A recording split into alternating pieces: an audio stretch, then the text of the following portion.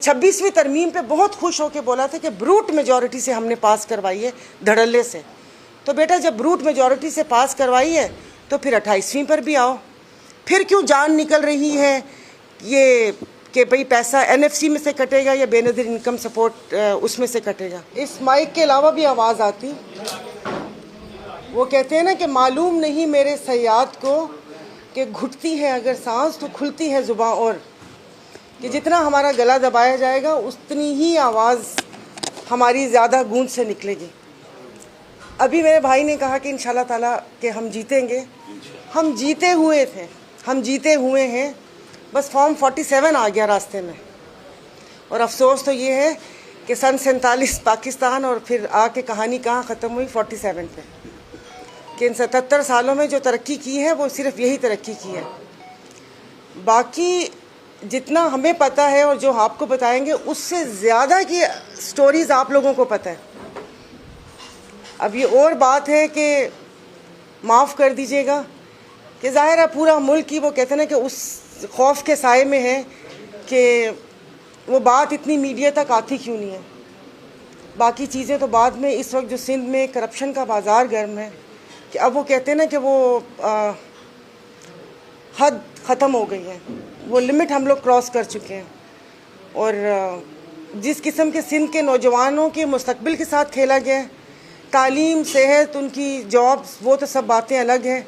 अब वो कहते हैं ना कि वो आग उनके घरों तक पहुंची तो फिर उनको ख्याल आया कि ओह इस आग को तो बुझाना चाहिए। पिछले दिनों एक ड्रामा भी हुआ हमारे ज़िले सांगड़ में। हमारे एक SP साहब, उन्होंने कहा ऐसे कैसे, ये अड्डे कोई और क्यों चलाएगा, मैं किस लिए बैठा हुआ हूँ, मुझसे मदद लीजिए। तो वो पता चला कि जितने भी वहाँ पर आइस, क्रिस्टल और सब चीज़ें थी वो थानों में चल रही थी। और बाकायदा मैं बार बार वही कह रही हूँ ना कि आप लोगों को ज़्यादा पता है कि ये सिस्टम कैसे काम करता है। तो इन्होंने जो नौजवान नस्ल है सिंध की, ये तोहफ़ा दिया है इन्होंने। जो कहते हैं ना सिंध सरकार कि ये चौथा टेन्योर है और चीख चीख के बोलते हैं कि हमें आवाम ने वोट दिया है। तो वो अभी आपने सिंध पब्लिक सर्विस कमीशन में जिस तरीके से बंदर बांट हुई है, सोमरो, घोमरो, चन्ना, बाजारी, राहो पोटो, फुल पोटो, तो कितनी कास्ट, वो कहते हैं कि अब अंधों ने जो रेवड़ियाँ हैं वो अपने घर में बांटी हैं। अब किसी के पास होंगे पैसे तो वो जॉब ले सकेगा। फिर उसके बाद करप्शन कि जी वो एक फूड इंस्पेक्टर ने 2 अरब 9 करोड़ और 98 लाख की करप्शन की है और उनको नौकरी से निकाल दिया। आप सब लोग यहाँ बैठे हुए, 2 अरब 98 करोड़ की करप्शन के बाद नौकरी की ज़रूरत रहती है। मज़े से 2 फैक्ट्रीज लगाएं, 4 घर के लोगों को दोबारा से सिंध पब्लिक सर्विस कमीशन में जॉब दिलवाएं और अल्लाह अल्लाह खैर सलाह। मतलब ये जॉब से निकालने का, उससे पहले भी आपने देखा होगा ये जो मटियारी मोटरवे में सारा कुछ हुआ और उसके बाद निकाल देते हुए, तो वही है ना कि वो जेब कुतरे पहली दफ़ा पकड़ा गया तो उस्ताद भी वहीं कहीं खड़ा था और वो आया और चपत लगा के बोला कि दोबारा से ऐसे मत करना। तो ये उस्ताद पीछे ही होते हैं जो नोटिफिकेशन निकाल देते हैं कि नौकरी से निकाल दिया और पैसों का पता नहीं चला। तो देखिए हम लोगों ने तो अपनी ज़िंदगी गुजार ली। वो कहते हैं असर तो हो गई है, मगरिब और इशा में भी ज़्यादा टाइम नहीं है। तो हम अपने आने वाली नस्ल को क्या देख कर जाएंगे और क्या देना चाह रहे हैं।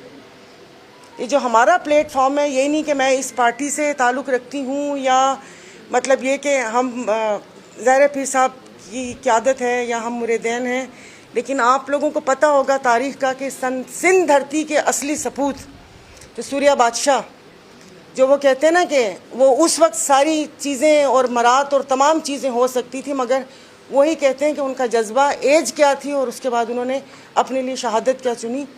और बस ऐसे तो बात करूँगी तो बहुत ज़्यादा वो हो जाएगा। अभी यही बात है कि सिंध के वारिस कौन, सिंध धरती के वासी कौन, ये मुट्ठी भर 4 लोग कौन होते हैं फैसला करने वाले।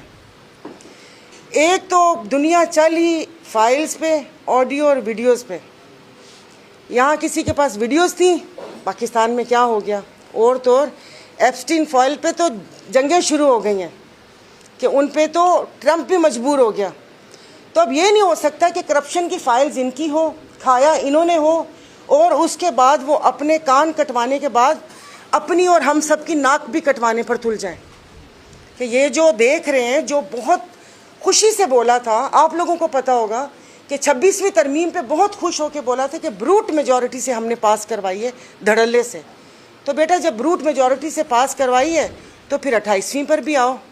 फिर क्यों जान निकल रही है ये कि भाई पैसा NFC में से कटेगा या बेनज़ीर इनकम सपोर्ट उसमें से कटेगा। बेसिकली ये प्रोजेक्ट 2 कमाऊ प्रोजेक्ट है ना, इन्हीं से तो सारा कुछ चलता है। नहीं, बाकी और भी हैं, हमारे थाने हैं, बाकी सब पूरा सिस्टम है, फूड उसका और ये तमाम चीज़ें। कभी आप लोगों ने भी आवाज़ उठाई? सिंध के गंदम चूहे खा गए, सिंध की गंदम में मट्टी रेत वो करके वो सब गायब हो गए। कभी हमारी सहाफ़ी बरादरी ने भी आवाज़ उठाई? आप लोग ड्रोन से 4 चीज़ें दिखा के आवाम को खुश करते हैं कि ये काम हो रहा है। ये तो अब खुदा जाने किसने मुहिम चलाई और हमें कराची के बारे में पता चला, लोगों को, दुनिया को। हमें तो पता था कि कराची में चल क्या रहा है और इनका अरबों खरबों का बजट जा कहाँ रहा है। तो आप लोगों से भी गुजारिश है कि प्लीज़, मतलब ये कि आधा सच ख़तरनाक होता है, पूरा सच दिखाया करें। और अब आज देखिएगा हमारी प्रेस कॉन्फ्रेंस है, फिर किसी वज़ीर को कोहनी मार के उठाया जाएगा कि उठ तू भी प्रेस कॉन्फ्रेंस कर। फिर उसके बाद सिंधी में कह रहे हैं उन्हें जो बूथ सामने होंगे और हम इधर डब्बी में चल रहे होंगे, पता ही नहीं चल रहा होगा कि हम लोग क्या कह रहे हैं। तो थोड़ा वो कहते हैं ना कि इस कार्य खैर में, इस जहाद में आप लोग भी हिस्सा लें और जो हमारे कायदीन की जो बातें हैं और जो बिल्कुल सिंध के हक़ में बातें हैं, सिंध की आवाम के हक़ में बातें, एटलीस्ट उसको आवाम के कानों तक पहुँचाए। बाकी तो अगर करप्शन पे बात करना शुरू करेंगे तो 3 दिन लग जाएंगे। अभी आते हुए बोर्ड बाहर देखा था, ऑफिस सिंध रेवेन्यू तो खा गए, ऑफिस क्यों खोला हुआ है, वो भी हमारे सामने। तो बस अल्लाह पाक हम सबका हामी और नासिर हो। अब देखें आगे वाले आने वाले दिनों में क्या होता है, क्या पिटारी में से निकलता है, और फिर देखें कि वाकई सिंध कार्ड कौन सा निकलता। अभी तो मैंने ये देखना है कि आया फिर मतलब वापस से वो मातम करेंगे कि हम सिंध के सपूत हैं।